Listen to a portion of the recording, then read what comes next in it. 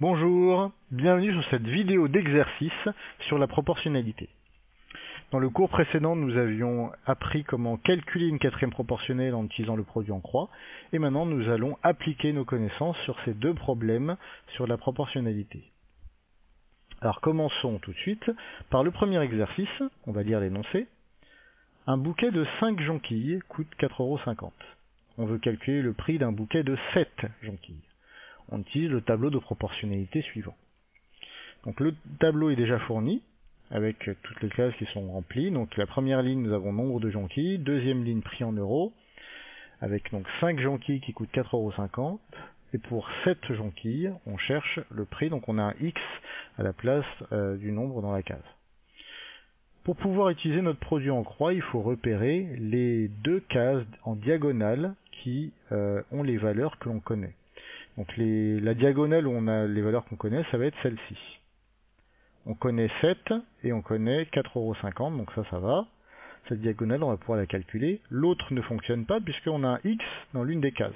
Donc c'est forcément cette diagonale-là qu'on va utiliser. Et donc cette diagonale, on va la multiplier et on va diviser le résultat par le troisième nombre, par 5, et c'est ça qui va nous donner la valeur du X, le résultat à notre question. Donc on va l'écrire le calcul. On fait 7 fois ça fois 4,50 € ou 4,5 divisé par 5. Voilà. Donc ensuite, on prend notre calculatrice qu'on a mis dans le coin supérieur droit, puisque lorsqu'on fait du calcul sur les proportionnalités, on a très souvent besoin de notre calculatrice. Donc on tape ça, 7 fois 4,5 divisé par 5, on obtient 6,3. Donc ça nous donne 6,30 €.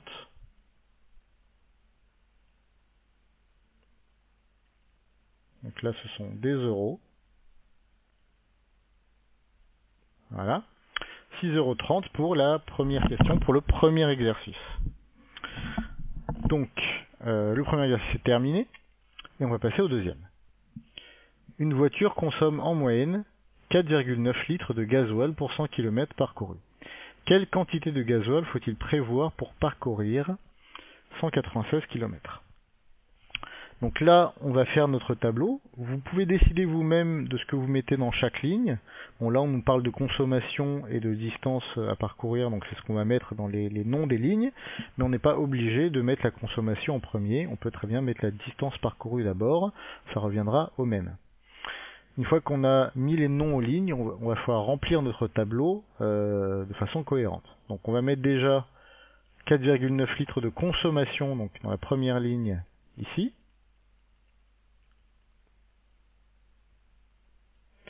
Et pour 4,9 litres, on peut parcourir 100 km. Donc on met bien en dessous de 4,9 de 100 km. Il faut que ça corresponde. 4,9 litres correspondent aux 100 km. Et ensuite, on veut savoir pour 196 km. Donc on met 196 dans la ligne où nous avons la distance, nous avons les kilomètres. Et ce qu'on cherche, nous, c'est la quantité de gasoil, la consommation pour 196 km. Donc ça, c'est ce qu'on cherche. Donc on met notre X ici. Maintenant, il ne nous reste plus qu'à appliquer notre produit en croix. Donc, comme tout à l'heure, on repère la diagonale où nous avons les deux nombres qu'on connaît, sur les 4 cases ici. La diagonale où nous avons les deux nombres, c'est celle-ci. Voilà. Donc on va multiplier 4,9 et 196, et on va diviser par le troisième nombre qui est 100. Donc on écrit notre calcul. X va être égal à 4,9 fois 196 divisé par 100. Voilà. On le fait à la calculatrice. Donc 4,9 fois 196 divisé par 100 on obtient 9,604. Donc ça, c'est la consommation 9,604.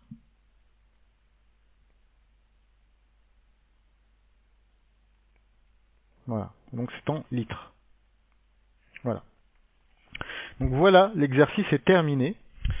Quelques petites remarques. Il faut bien faire attention quelle diagonale vous utilisez. Donc il faut bien regarder dans quelle diagonale on a les deux nombres qu'on multiplie. Il ne faut surtout pas multiplier en colonne ou en ligne, uniquement en diagonale. Donc vous repérez bien la diagonale qui est utilisable et on divise par le troisième nombre. La deuxième chose à ajouter, c'est que dans l'exercice 2, on ne nous demandait pas explicitement d'utiliser un tableau. On a fait nous-mêmes le tableau et on l'a rempli. Alors c'est toujours bien de le faire pour ne pas se tromper pour le sens de sa multiplication, mais il est faisable cet exercice sans utiliser de tableau. Je vais vous donner la technique, c'est un peu plus difficile, mais on peut y arriver. Si jamais vous voulez faire les exercices sans faire de tableau, c'est faisable. Généralement, vous avez trois informations qui vous sont données dans l'énoncé. Vous en avez une où on pose la question et une qu'on vous donne au départ. Donc la question là était posée sur le 196, il faut combien de gasoil pour 196 km. Donc vous prenez la donnée qu'on vous donne dans la question, donc qui va correspondre à ce que vous cherchez, vous cherchez le gasoil pour 196 km, et vous voulez le multiplier par une quantité qui correspond à celle à laquelle elle est proportionnelle. C'est-à-dire que là vous avez une consommation qui est proportionnelle à la distance. Donc si on vous donne une distance dans la question, vous allez la multiplier par la consommation.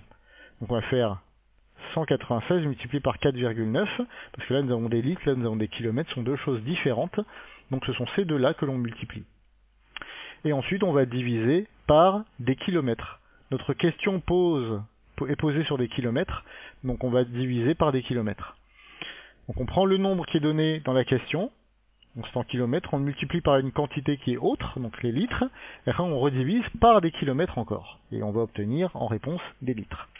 Donc c'est comme ça que marche le calcul lorsqu'on n'écrit pas de tableau. Je vous conseille pour le début de faire vos tableaux si jamais vous avez du mal à la technique sans tableau, et une fois que vous aurez pris l'habitude, dans ce cas-là vous pourrez peut-être le faire plus aisément, donc on multiplie les kilomètres par les litres, et on divise par les kilomètres pour obtenir des litres à la fin.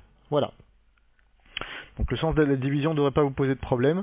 Vous commencez toujours par prendre le nombre qui est dans l'énoncé et vous divisez, enfin le nombre qui est dans la question et vous divisez par le nombre qui est donné un peu plus tôt dans l'énoncé.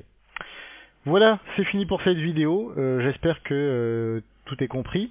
Je vais vous donner dans la description la fiche d'exercice où vous avez ces deux exercices-là, plus d'autres, ainsi que la correction. Donc n'hésitez pas à comparer la correction avec ce que vous avez fait pour pouvoir progresser. Je vous laisse là-dessus, je vous souhaite quand même une bonne journée et je vous conseille de boire du jus de citron. Vous avez dedans de l'acide citrique qui est très très bon pour les reins.